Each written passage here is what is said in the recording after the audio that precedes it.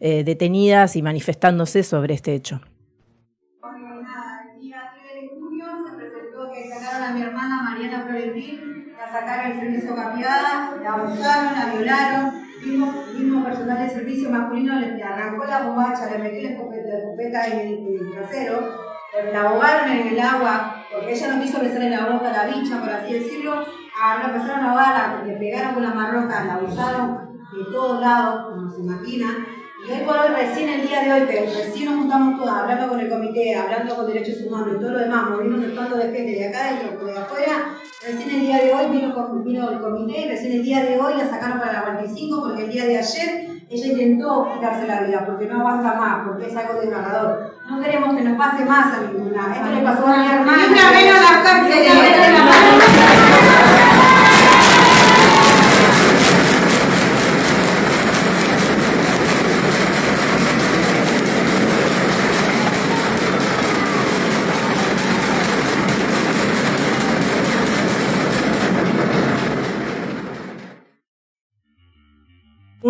Según lo publicado por la agencia ANRED, había mujeres en huelga de hambre la semana pasada para exigir que se responsabilice a otros integrantes también de la cúpula penitenciaria. Pero vamos a hablar con Ailín. Buenas tardes, Ailín. Hola, ¿qué tal? Buenas tardes. Bueno, gracias por la invitación. Muchas gracias por acercarte hasta acá. Pero la verdad que el tema nos re preocupaba, nos parecía espantoso cuando nos enteramos. Así que bueno, en primer lugar, antes de que nos cuentes bien cómo fue el trabajo de la Comisión por la Memoria y la intervención, queríamos saber si se sabe en qué situación están actualmente estas mujeres. Bien, las mujeres, bueno, obviamente continúan detenidas. Nosotros venimos exigiendo el acompañamiento psicológico. Una de ellas, como se mencionaba en el video, tuvo un intento de suicidio luego de ser brutalmente torturada y abusada, porque la dejan en la misma celda donde habían pasado esos hechos.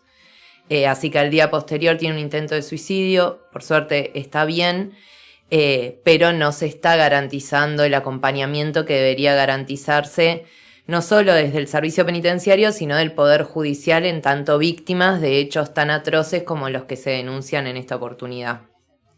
Así es. Bueno, contanos cómo llegan ustedes y qué es lo que se sabe de lo sucedido. Bien, a nosotros nos informan el día 4 a la mañana de que vía nuestros canales de recepción de denuncias que hubo una represión muy fuerte. El hecho comienza por un conflicto dentro del pabellón que no implicaba mayores circunstancias de gravedad. El servicio penitenciario ingresa a un pabellón, es un pabellón que tiene 115 mujeres privadas de la libertad, y junto con el personal del GIE, que es el personal del servicio penitenciario de emergencia que interviene como en determinadas situaciones, ingresa personal masculino, que cabe mencionar que el personal masculino no puede ingresar a los sectores de alojamiento de mujeres, eso claro, es vía... Eso es lo que hablábamos nosotros. Uh-huh. Eso está ordenado por todos los normativas internacionales y nacionales, que el masculino no puede ingresar. No solo que ingresaron, sino que las obligaron a desnudarse completamente para realizar una requisa en presencia de los masculinos. 4 de esas mujeres se niegan porque es una práctica de tortura, es una vejación tener que desnudarse delante de masculinos, y el servicio penitenciario, a modo de represalias, realiza los hechos de tortura que denunciamos. A una de las mujeres primero la retira del pabellón, la lleva a lo que se llama el sector de SAC, que comúnmente se denomina buzones, que es el castigo dentro del castigo, son como los sectores donde las personas deben permanecer 24 horas en aislamiento extremo, en muy malas condiciones materiales. En ese momento llenan una bacha con agua y comienzan a sumergirle la cabeza, ahogándola, que esa es una tortura que se llama el submarino húmedo, que son las mismas torturas que ejercía durante la dictadura genocida. Uh-huh. Luego la golpean, la arrojan gas pimienta y posteriormente la usan. Ella cree que fueron aproximadamente 4 personas diferentes quienes la usan. Y para que tengamos una idea, tanto la tortura de ella como del resto de las mujeres duró entre 12 y 16 horas.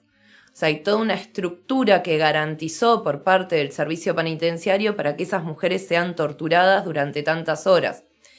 A todas denuncian que la jefa de penal las obligaba a besarles la bota y como se negaban eran nuevamente golpeadas y torturadas.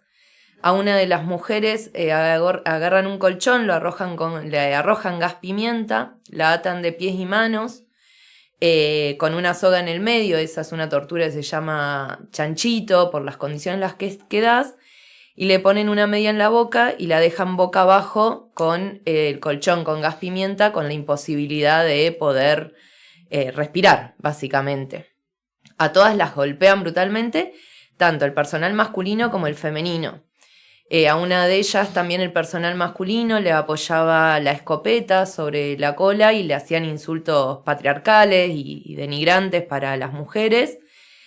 Y toda esta situación comienza a las 4:30 de la tarde y hasta las 5 de la mañana las están torturando hasta que a 3 de ellas las trasladan a otras unidades, también en muy malas condiciones.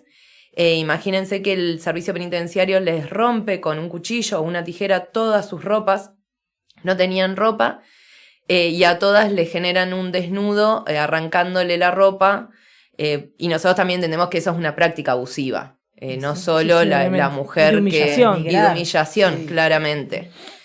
El video que recién mostraban tiene que ver con el día posterior, el día viernes, donde las mujeres ante esta situación que empiezan a enterarse de lo que les había pasado a sus compañeras, porque sus compañeras también les rompen los celulares, que es la única forma que tenían para poder comunicarse, entonces no podían tener un diálogo con ellas, lo único que sabían es que habían sido torturadas durante todas estas horas, comienzan a hacer un reclamo, no solo por sus compañeras, sino porque el mismo personal penitenciario que había torturado a sus compañeras era los que estaban presentes los días posteriores. Claro. Este hecho generó un disciplinamiento muy grande también en los cuerpos de las mujeres y en las mujeres en general, porque la mayoría tenía terror de poder, de tener que ir a sanidad o a cualquier sector con los mismos personal penitenciario que le habían hecho a sus propias compañeras. Ese video que mostraban ahí termina con otra brutal represión. Nosotros llegamos 5 minutos después de que había pasado la represión. Les habían arrojado gas pimienta, es una práctica del servicio penitenciario arrojar gas pimienta dentro de la celda. Imagínense lo que es que te arrojen gas pimienta en una celda de escasas dimensiones, donde después tenés que dormir. Muchos nos pasa, vas a una movilización y te tiran gas pimienta y no podés respirar. Imagínense en ese sector. Y a una de las mujeres arrojan un perdigón de bala de goma que le impacta en el ojo y que actualmente no puede ver. O sea, perdió la visión de ese ojo. Al momento de llegar, había 2 mujeres que estaban convulsionando por la forma en que habían reprimido y muchas con ataques de pánico, ataques de nervio, de ansiedad, por la situación que habían vivido. Y ellas después continúan ese reclamo, inician una huelga de hambre que el principal objetivo que tenían era que básicamente desafecten a todo el personal que había estado ese día en los hechos de tortura. Luego el Ministerio de Justicia, junto con la cúpula del servicio penitenciario, termina desvinculando. Hay 10 penitenciarios que están con disposición preventiva, lo cual nosotros lo celebramos porque es también una muestra de que no se deben tolerar estas prácticas de tortura. Como decía, si una tortura puede durar 14 horas es porque también hay una impunidad que garantiza que ese servicio penitenciario pueda hacer eso con estas mujeres. Entonces, que se puedan haber desafectado para nosotros es muy importante. Claro, pero justamente eso te íbamos a preguntar, sí, claro, si no solo que queden desafectados, sino que también se los juzgue penalmente por las vejaciones, por todo lo hecho. Está presentada la denuncia penal, está a cargo del fiscal Garganta y del Juzgado de Garantías número 4 de La Plata. Nosotros nos presentamos como particular damnificado institucional. En un primer momento el Juzgado de Garantías nos rechaza ser particular damnificado, lo cual obstaculizaba nuestra tarea en tanto mecanismo de prevención de la tortura, Pero en el día de ayer, la Sala 3 de la Cámara de Apelaciones y Garantías en lo Penal de La Plata ratifica y informa que nosotros sí debíamos ser particular damnificado, informando que se están investigando hechos de tortura. Lo cual también es importante porque en general los hechos de tortura no se tipifican de esa manera, se ponen vejaciones o tratos crueles, y para nosotros es fundamental que se ponga el nombre que son hechos de tortura. Y además también de violencia contra la mujer, ¿no? Tal cual. Una cuestión específica, patriarcal hacia las mujeres, y todas las torturas tenían que ver con el hecho de ser mujeres. ¿Es cierto que ingresaron encapuchados algunos? Ese es el GIE. El GIE entra, que por eso planteo que es una cuestión estructural, porque hay un grupo específico que es para reprimir dentro de las unidades penitenciarias. Está especializado para reprimir. Claro, pero que debería intervenir cuando hay un motín, por ejemplo. Claro. Acá que hubo una pelea entre dos mujeres. Una pelea, sí, entre dos mujeres, pero mínima. O sea, no había tal situación. Y el GIE ingresa encapuchado y sin identificarse. Claro. Eso pasa en todas las unidades. Gravísimo. Yo te quería consultar, justamente ya saliendo un poco del caso, ¿en qué situación están los penales hoy en la provincia de Buenos Aires en relación a estos casos? Entiendo que hacía bastante tiempo que no escuchábamos o no nos enterábamos de una situación o de un caso tan grave, por lo menos en provincia de Buenos Aires. Hace bastante tiempo que no se escucha algo así semejante. Uh-huh. Sí, este hecho tiene una magnitud específica por la brutalidad, por ser a tantas mujeres, pero la tortura es sistemática en las provincias de Buenos Aires y en las cárceles, como en las comisarías. Hoy en día en las cárceles, o en general, hay 66.000 personas privadas de la libertad. Nosotros durante el 2025 tuvimos 55.000 comunicaciones por hechos de tortura. Para nosotros también la tortura no es solo la agresión física, sino que es que no puedas tener atención a la salud, que falten los alimentos, el aislamiento extremo. Para nosotros esos también son hechos de tortura, y sobre todo la especificidad de la tortura hacia las mujeres.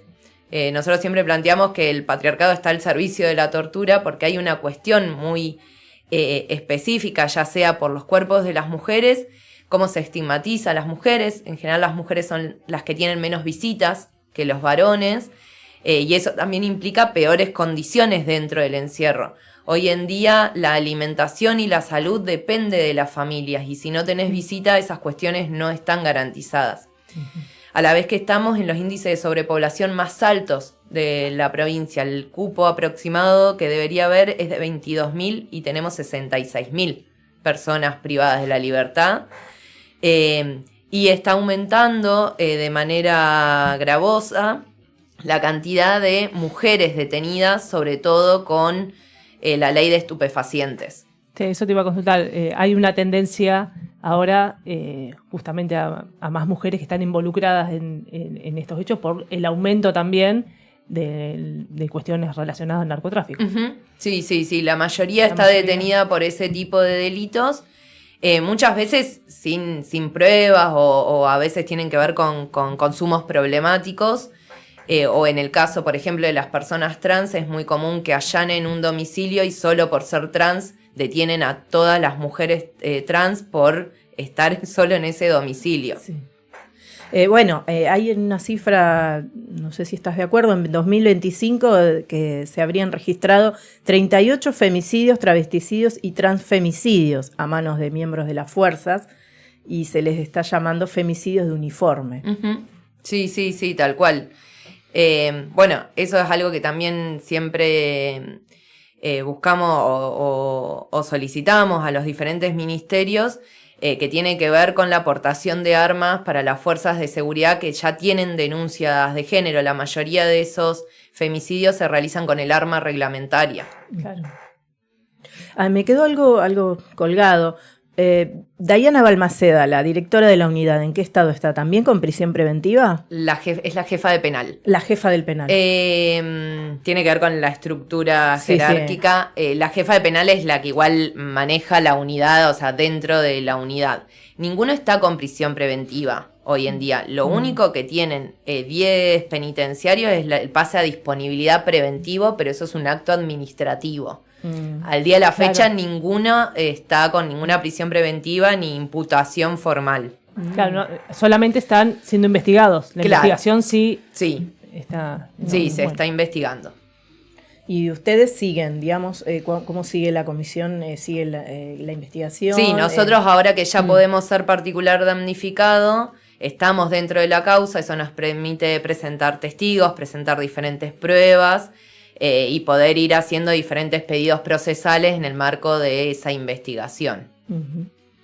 Bueno, qué importante que demos a conocer esto y quedamos en comunicación, por supuesto, Ailín, porque queremos saber cómo sigue, ¿no? Que no queden en esto horrible que pasó, porque además también me preocupa la seguridad de ellas, o sea, Sí, no después de solo- esto, ¿cómo hacemos también para asegurarles a ellas? Tal cual, no solo de ellas, sino de el resto de los testigos. O sea, las principales testigos son otras mujeres que estaban alojadas en ese pabellón. Entonces ahí también es fundamental y es necesario que la justicia tome este hecho como un hecho de tortura, como un hecho de abuso sexual y que se tomen las medidas correspondientes. No se puede permitir que estos hechos continúen pasando dentro de las unidades penitenciarias.